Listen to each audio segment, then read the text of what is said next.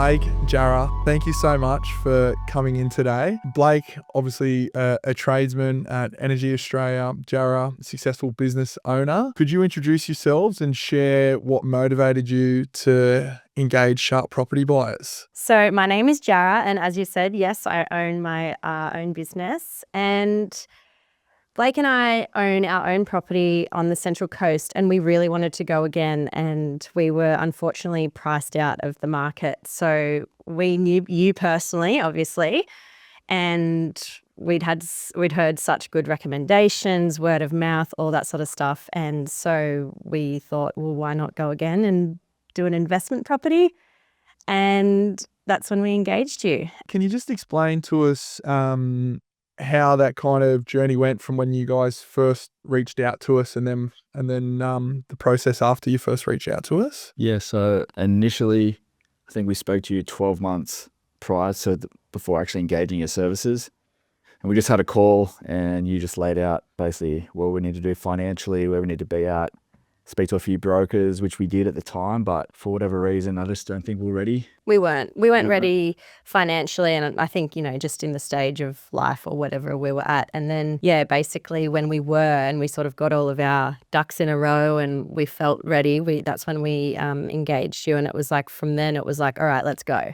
So I'm glad that we had that initial conversation, 12 months to get everything sorted. Because it is a long process. Like you do have to be ready. You have to speak to all the right people. You have to get your finances in order. And from the moment we engaged you to actually buy it, it was like, let's go. This is on now. So exciting. And it is a big process, right? It's not like just going to buy a shirt at the shops.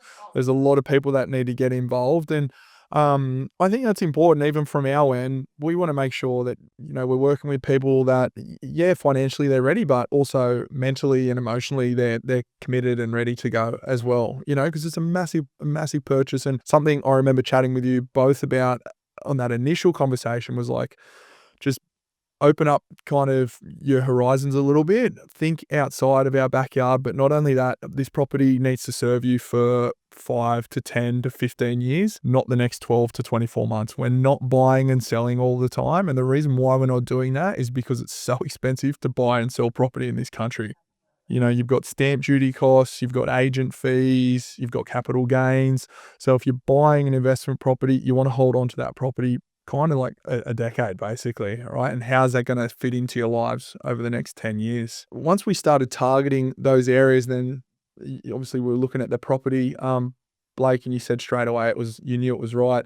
Were you comfortable to be buying in that actual location? What gave you some confidence there? Yeah, well, you guys send through basically property reports for each suburb that outline infrastructure, growth, population, what facilities are in the town, and projected projects. So after reading that, it just makes you comfortable. Yeah, we don't know what we're looking for when we do the research ourselves. And I think having that suburb report when you sent it through is that really, it was really succinct, really easy to read. The facts and figures are there. And I think knowing that behind when you're about to make that purchase is really valuable information. And all of the suburbs that you sent through to us, I think there was about 5, they all have such incredible projections and growth, so you kind of a little spoilt for choice, but it just, where we ended up landing on, it felt right to us at the time. There was, again, all the boxes that we wanted were ticked. I think, but having that knowledge about the suburbs and what you're about to do and what you're about to buy, it's really empowering as buyers, I think. It's information. It's probably, you can probably find it if you put in the time, effort, which is probably hours and hours and hours. But me personally, I wouldn't be able to find that information, no. Especially buying interstate. Yeah.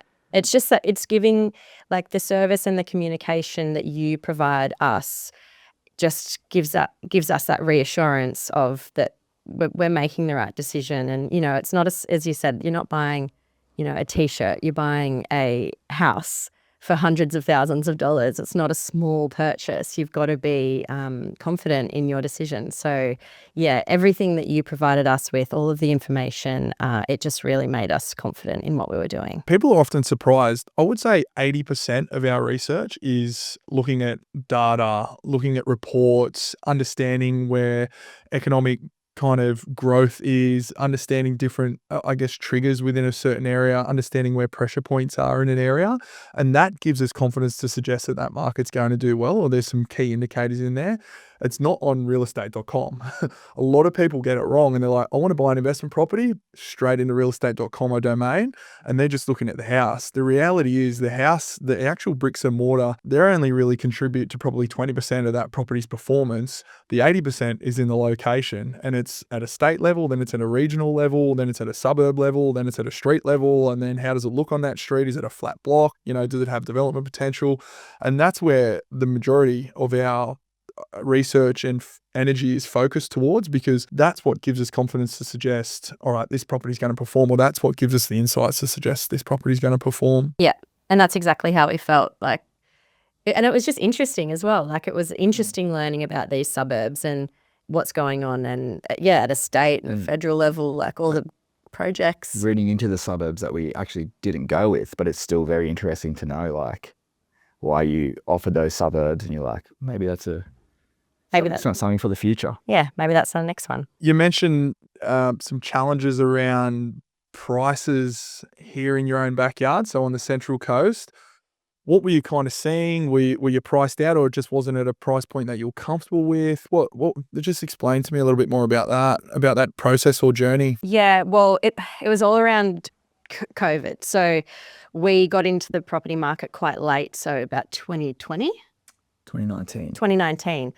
And when we wanted to go again, once we'd settled on that property and we wanted to go again, it was when the property market boomed after COVID. And so there was just no way that we could afford those prices anymore. And we just didn't know how we were going to get it back into the property market in the Central Coast. Which then, I guess, you obviously started to explore markets outside of the Central Coast. Was that brought to you by your own research? Because I know both of you are obviously quite savvy and you already own a property, but was that brought to you by your own research, or was that brought to you from us with our kind of expertise? Yeah, well, I think because you started this business and you helped so many of our mutual friends that we have, we sort of thought, well, this is our only option. But we had no idea what we were doing because it was an interstate property or investment to begin with. We had no idea what to expect or what to do or where to start. And then, you specialize in interstate for people. And so that's when we considered going with sharp property buyers. Yeah, we looked, but it was just having a browse online, really. We didn't really take anything seriously until we engaged with you guys. One thing that I enjoyed about working with both of you is, I felt like it was very collaborative. Together, I remember Blake and I were chatting about certain properties, and what I'd hope, maybe some of our knowledge maybe had just been shared with you as well. We're very open with, I guess, our research, but also our own experiences. And then not only that, when we're assessing properties, highlighting the pros to the property and the cons. I remember, Blake, you and I were chatting about certain properties before we landed on the right one, but hopefully there was some value there anyway for you. Well, I think that was one of the main things. We have an interest in real estate already. And I think the whole process with sharp property buyers meant that no matter what question we asked, you guys were more than willing. You took the time to explain it. If we had questions about suburbs or rental return or anything like that, even if it was, silly because we're not in the industry, you guys took the time to explain it to us. So I feel like we learnt things along the way, which helped us massively. And so when we're ready to go again, we've got a little bit of background knowledge to start again, I guess. And as Matt touched on, there was plenty of properties on offer, and I had an idea in my head what I wanted, and there was no pressure to go for a certain property. And it was I could be open with Matt saying that's not the one. Keep searching, and yeah, very much so. How it fell into place. Yeah, that's good. And I think one thing a lot of people underestimate is how many properties we actually pass on. Like it would be a few hundred a week, right? Like our team are looking and searching on market, on realestate.com, on domain, and then on the, directly with agents as well to find out what's coming up. And then those properties need to go through a very, I guess, strict criteria for it to even land kind of on our desk, on our team's desk, for us to then communicate about, all right, is this still good? Is this going to suit Jarrah and Blake as an example? And we go right into the nitty gritty of each property. And as you said, Blake, I think everyone has a bit of an idea as to what the ideal property looks like for them. And, we try and hone in on that as best we can, but also it needs to be backed by the right location and whatnot as well. During the journey, did you feel supported? Did it exceed your expectations? Was it less than what you expected it to be? Be honest. No, very supported. I feel like we asked a lot of what we probably thought were stupid, dumb questions, Yeah. but you guys were happy and you answered everything every time. Like, it was great. Yeah. And like communication, no matter what time of day, like you guys were there, you guys were sending us through all of these options. And as Blake said, like no matter what we asked, you were always there to support us and answer those questions, and just made us feel, I think the big thing for me as well is we understand that you would deal with a number of varying different clients, and we had a low budget compared to quite a high budget of who you might deal with as well. And so it didn't matter what our budget was, like the level of support and communication that you guys provided us was just incredible and made us feel really special as first-time investors. Thank you. That's really nice to hear. I do have to credit Jade for a lot of the communication and how onto things she is. How did you enjoy working with kind of the more broader team? Obviously, it's not me; it's the whole team. Obviously felt supported, and you said the communication was good as well. Yeah, absolutely. Jade was amazing. Again, answered every question that we had, and I guess when it came to the budget that we had and the specific type of property, I think that's where we felt most supported as well, because all the properties that you put across our desk basically as options, they did all suit really well. And it wasn't, obviously the one that we landed on was the perfect one, but every one that you threw our way was a potential option, which made us feel excited that there was actually stuff out there that suited what we wanted. And when we found that right property, we purchased it off market, if you can remember. How did were there any surprises along that kind of initial, all right, we've found the right property, now what? And then all the way through to settlement? I guess, how was that journey? Because you have bought a property before. How did you feel through there? For me, it was like fast. Mm-hmm. Like I felt like it went a lot quicker than when we bought our own occupier property. But it was an easy process. It was enjoyable, but yeah, it moved quick, and we had to move quick probably to settle on that property. And yeah, but everything was really easy. Like I still remember the day when I think you guys sent it through. I was in Brisbane for a conference. You were back here on the coast working, and I was like, this is it. This is the one. We've got to move. We've got to jump on I this. had that feeling too. It was like, as soon as I saw it, it was the first one that come across where I was like, this is it. This is absolute. Like the other ones Ticked all the definitely boxes. ticked boxes, but this one ticked all the boxes. But I think the fact that, you already have all of the industry contacts, and the fact that all of the conveyancing, everything is taken off our plate and sorted for us. It made it such a breeze, and I don't know why not everyone is doing this in using Sharp Property Buyers to do it, because it makes a really daunting, overwhelming, big adult task really simple and easy and enjoyable. Since I know both of you are very ambitious, and we've had chats about building out the portfolio and what the next purchase looks like. We're almost at the first year anniversary, which we're very excited to share the results. And I know you've already got some insights there, Jarrah. How's it been since you've purchased the property? How, I guess, I know we've chatted multiple times, but just give us a bit of an insight into how it's been as, I guess, interstate property investors. It's been a breeze. It's been a breeze. How's it- Yeah, I haven't heard a peep from the tenants, Yeah. which is we've always got good news. wonderful tenants. Yeah, haven't heard anything.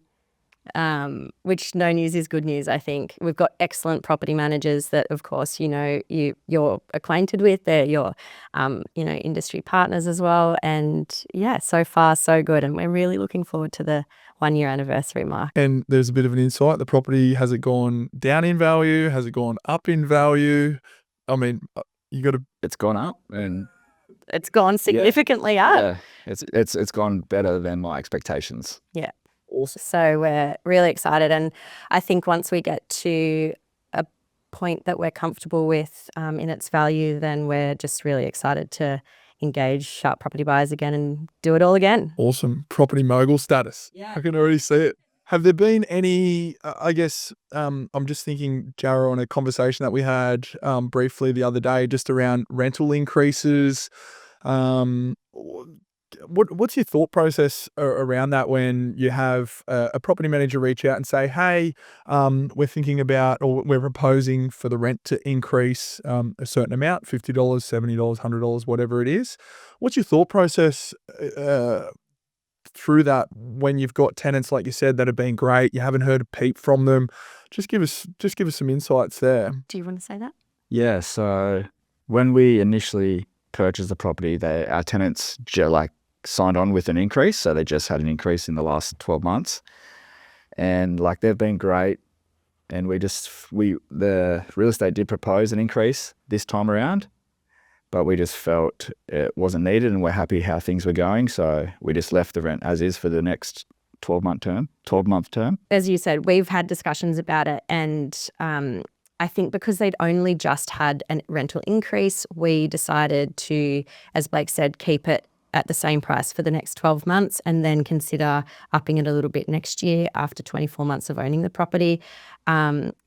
They're amazing tenants. They've been there for 13 years. I have heard some horror stories with tenants in the past. And because we're first-time investors, I just think we want to play it safe and risk-averse at the moment. So, yeah. We want to keep ourselves happy as much as our tenants. Yeah. Yeah, that's great. And I think I see people make mistakes when they buy an investment property, and if it's vacant, trying to get that top dollar for their rental property, and potentially then it sits online for a long period of time. The biggest expense that you'll have, bar none, is your mortgage repayments, right? And the quicker you can offset that, the better off you're going to be. And even if you've owned a property for a period of time and then the tenants move out and it sits vacant, the expense that you then incur is your mortgage repayments, and you need to offset that quickly through the way of through rental income, right? And I think when you're deciding on whether or not you increase your rent or not, it's more than just, this is going to be an extra $20, an extra $30 a week rent. It's more looking at it holistically, which is why I wanted to ask that question, because it seems like that's exactly what you did. You're like, you know what, we're really happy with these guys. They treat the property like it's their own. They've never been late with payments. We're happy and comfortable with our mortgage repayments and our cash flow position each week as it is. All right, let's just leave them where they are. Obviously, there's kind of maybe a subtlety of mutual, kind of almost like a gentleman's agreement. Okay, well, they've looked after us a bit here on rent. We'll make sure that we look after them in the way of, keeping the property maintained and whatnot as well. Yeah, that's exactly how we feel. And yeah, again, we'll reconsider in 12 months, but for now, that's how we feel most comfortable doing it that way. Yeah, perfect. And I think it's just that fine line. You don't want to fall too far behind that kind of median rental range, right? Because then it's a bit of a rude shock to the tenant down the track. But also, if you do go to sell the property and the rent's much lower, to the uneducated investor, they may not look at that property as though it's an attractive proposition. I actually think I remember when we purchased your property, the rent was much lower than where it should have been. But I guess because of, our understanding of the market, we knew that there was going to be a chance to increase that significantly when you purchased, or at the next time for a rental increase. What would you say to anyone that's thinking about engaging sharp property buyers? Do it. If you're considering getting into the property market and you can't purchase in your local area because of how high property prices are, then consider building an investment property interstate and use a buyer's agent to do it. And Sharp Property Buyers was incredible. The whole experience was amazing, and it gives you a sense of, it empowers you to know that you're making smart financial decisions to set ourselves up for, hopefully a good future and when we decide to have a young family. So yeah, I think it's been the best decision that we've made financially so far. And going through like both, we've done it ourselves, owner occupier, and then we've done this through Sharp Properties. Like hand on heart, it is so much less stressful and an easier process. Like going through Sharp Properties, it was Yeah. much more enjoyable. Yes. Much more. Yeah. That's good. Yeah. That's good. Actually wanted to pop the bottle of champagne at the end of it. Yeah. As opposed to pulling your hair out.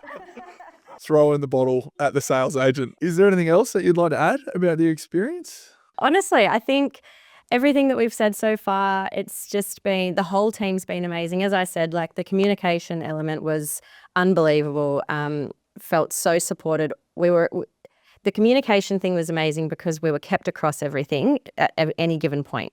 Every step of the buying process, research process, buying process, settlement process, we were kept across. All of the industry partners that you guys recommend are so amazing, and we've had such good support from them since. And yeah, it was just a dream. So we're so appreciative. Really, we really are. Yeah. Awesome. I look forward to going again. Yeah, can't wait to go again. Yeah, so good. And just on going again, obviously we're going to need probably a combination of certainly increase in value in this property and your other property in McMaster's Beach. Can you give us an insight at the 9-month mark, Jarrah, roughly where you feel like your property probably sits in value and what we purchased it for? We're almost at about 100K increase in value. In 9 months? Yeah. Yeah, wow, that's massive. Just shy. Yeah. Yeah. Real. So we couldn't be more stoked. Yeah, it's not what I expected. And I think, with your insight and expertise, yours and Jade's, I think we got into the market at the perfect time. And yeah, we've been keeping our eye on sales up there. And it's just only going up. So yeah, we couldn't be happier. Nice. And purchase price? 427.5. Yeah. 427.5. Excellent. 427,500. Now we're sitting at about possibly 520 to 550. I'd even say. Yeah. Takes a long time to save 100,000. Yeah. Well done, guys. Thank you. Absolute pleasure sitting down with you both.